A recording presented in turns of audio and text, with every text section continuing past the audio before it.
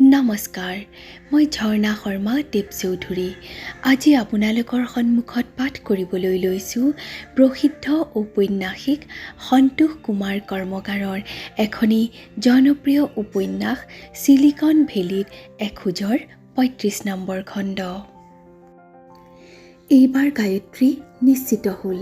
মুম্বাইৰ নৰিমেন পইণ্টত সন্দীপে যে তাইৰ লগত নিশা হোটেলত থাকিবলৈ প্ৰস্তাৱ আগবঢ়াইছিল, প্ৰস্তাৱটো নমনাৰ বাবে সি ইমান দিন তাইৰ লগত এনেকুৱা আৱেগ অনুৰাগহীন ব্যৱহাৰ কৰি আছে আৰু আজি তাৰ বাওঁ হাতখনৰ ওপৰত নিজৰ সোঁ হাতখন ৰাখোঁতেই তেনেকৈ খং বিৰক্তি প্ৰকাশ কৰিলে।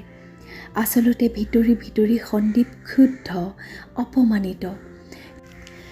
তীব্ৰ ক্ষোভ আৰু অভিমানৰ বাবেই সন্দীপে তাইৰ ওপৰত এইদৰে প্ৰতিশোধ লৈ আছে। এইদৰে ক্ষোভ অভিমান পুহি ৰখাৰ বাবেই সন্দীপৰ শৰীৰটো ইমান বেয়া হৈ পৰিলে নে আন কিবা কথাত জড়িত হৈ নিজৰ দেহামনৰ ওপৰত সি অত্যাচাৰ চলাই আছে। গায়ত্ৰীয়ে আৰু একোৱেই নক'লে। বেংগালুৰুলৈ অহাৰ পিছত প্ৰথম সাক্ষাততে সন্দীপক বেছি সোধা পোছা কৰাটো উচিত নহ'ব বুলি ভাবি তাই মনে মনে থাকিল।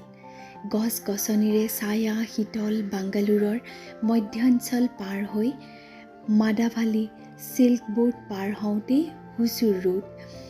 চিল্ক বোৰ্ডৰ পৰাই ইলেক্ট্ৰনিক চিটিলৈ যোৱাৰ প্ৰায় 10 কিলোমিটাৰ দীঘল ফ্লাইঅভাৰ। সিহঁতৰ টেক্সিখন ফ্লাইঅভাৰৰ তলৰ আলিয়েদি বোমান্নাহাল্লি মূৰ পাৰ হৈ ভালে পৰ ৰ'ব লগা হ'ল। কিন্তু গাড়ী মটৰ টেক্সি বাইক অটোবোৰ যেনেকৈ ৰৈ আছে, ট্ৰাফিক নীতি নিয়ম নমনা বিশৃংখল দেখি গায়ত্ৰী হতাশ হ'ল। প্ৰায় 15 মিনিট তাত ৰখাৰ পিছত টেক্সিখন চলিবলৈ ধৰিলে আৰু খন্তেকৰ ভিতৰতে সন্দীপৰ নিৰ্দেশ অনুসৰি গাৰ্ভীভাৱে পাৰ্লিয়াৰ নিচিনা সংক্ষেপে GB পালিয়া, তেলেগু আৰু তামিল ভাষা অনুসৰি পালিয়া মানে গাঁও। ঠাইবোৰ আছিল গছ গছনিৰে সেউজীয়া বাগিচা নাইবা পুখুৰীৰে ভৰা মনোৰম গ্ৰাম্য অঞ্চল। এইটো অঞ্চলৰ পৰা 10 কিলোমিটাৰ দক্ষিণলৈ বিশাল এলেকাজুৰি ইলেক্ট্ৰনিক চিটি আৰু IT পাৰ্ক। তাৰ বাবে সমগ্ৰ ভাৰতবৰ্ষৰ পৰা জীৱিকাৰ সন্ধান লৈ অহা মানুহৰ বাসস্থান নিৰ্মাণৰ বাবে মহানগৰখন এইফালে সম্প্ৰসাৰিত হৈছে।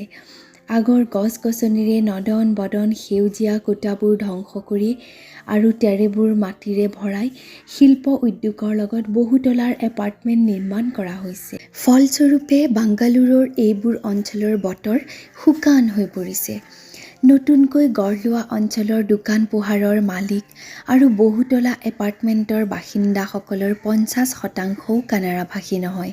ইফালে বেংগালুৰু মহানগৰৰ পৰিসীমাৰ ভিতৰত একমাত্ৰ হুজুৰ ৰোডত যান বাহনৰ ব্যস্ততাৰ বাহিৰে ইয়াত ইমান ব্যস্ততা নাই। নতুনকৈ নিৰ্মাণ কৰা অট্টালিকাবোৰ আঁতৰে আঁতৰে থকাৰ বাবে ঠাইডোখৰ খালী লাগিল। আলি পদূলিবোৰো ইমান ভাল নহয়। য'ত ত'ত জাবৰ জোথৰ পেলোৱাৰ বাবে পৰিৱেশটো কিছু পৰিমাণে অস্বাস্থ্যকৰ। এইবোৰ চাই গায়ত্ৰীৰ বেয়া লাগিল। কিন্তু সন্দীপে তাইৰ বাবে ইয়াতেই পেইং গেষ্ট হিচাপে থকাৰ বন্দবস্ত কৰিছে। গতিকে এতিয়া তাই নিজৰ পচন্দ অপচন্দ, ভাল পোৱা বেয়া পোৱাটোলৈ গুৰুত্ব দিলে নহ'ব। হতাশাৰ ভাৱটো প্ৰকাশ নকৰি আলিৰ বাওঁ কাষৰ নন্দনম এপাৰ্টমেণ্টৰ গেটেদি ভিতৰলৈ সোমাই আহিল। ওচৰে পাজৰে গছ গছনি নাথাকিলেও G+5ৰ এপাৰ্টমেণ্টটোৰ সন্মুখত থিয় হৈ গায়ত্ৰীৰ ইমান বেয়া নালাগিল।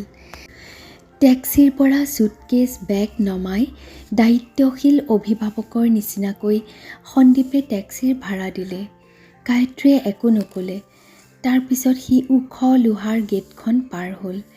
গ্ৰাউণ্ড ফ্ল'ৰত পাৰ্কিঙৰ কেইবাখনো নতুন নতুন টেক্সিৰ মাজত টেবুল চকীত বহি থকা এই এপাৰ্টমেণ্টৰ ৱাচমেন আৰু ছিকিউৰিটিজনৰ ফালে আগবাঢ়ি গ'ল।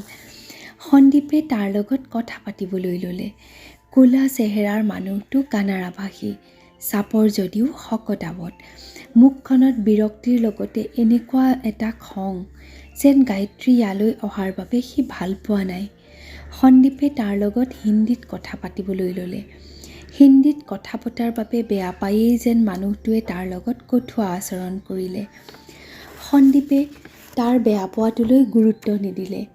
এইটো এপাৰ্টমেণ্টেৰে 3 মহলাৰ 302 নম্বৰ ফ্লেটত গায়ত্ৰীৰ বাবে PG বুক কৰি যে টকা জমা দি থোৱা হৈছে সি তাৰ ৰচিদ দেখুৱালে।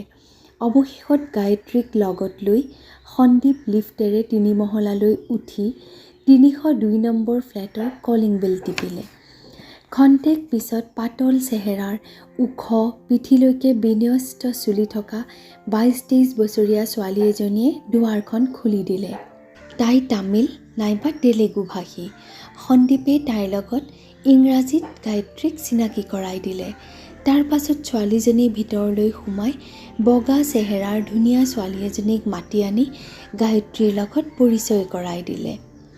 Meat Banani, you will be her roommate. Banani. গায়ত্ৰীয়ে সুধিলে, ইউৰ টাইটেল প্লিজ।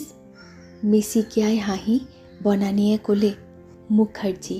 বেংগলী। গায়ত্ৰীয়ে ক'লে, you are then from Calcutta. No' I am from Assam, Tezpur. Gayatri উচ্ছ্বাসিত হৈ পৰিল। অসমৰ Tezpur? That is in can speak Assamese. বনানীয়ে এইবাৰ অসমীয়াত ক'লে, মই তেজপুৰৰ ব্ৰন এণ্ড ব্ৰট আপ। অসমীয়া নাজানিলে হ'বনে? সন্দীপে সুধিলে, আপোনাৰ এডুকেশ্যনো কিজানি তেজপুৰত? গ্ৰেজুৱেশ্যন দৰং কলেজত, PG from Tezpur university, subject electronics. ইয়াত আপোনাৰ working department TCS, Tata consultancy, তাৰমানে ইলেক্ট্ৰনিক চিটিত আপোনাৰ অফিচ। ময়ো তাত ইনফ'চিছত। ভালেই হ'ল দিয়া। গায়ত্ৰীৰ পিনে চাই সন্দীপে ক'লে, একেখন ষ্টেটৰ যেতিয়া বহুত কথাত দুয়োৰে সুবিধা হ'ব। এনেও অসমৰ বাহিৰত অসমীয়া বঙালীৰ মাজত সোনকালে বন্ধুত্ব হয়। আশা কৰোঁ আপোনালোকৰো ভাল জমিব। কিন্তু গায়ত্ৰী ইয়াত নতুন, কাইণ্ডলি তেওঁক অলপ গাইড কৰিব। আশ্বাস দিয়াৰ সুৰত বনানীয়ে ক'লে, অ' চিয়'ৰ, আপুনি চিন্তা নকৰিব।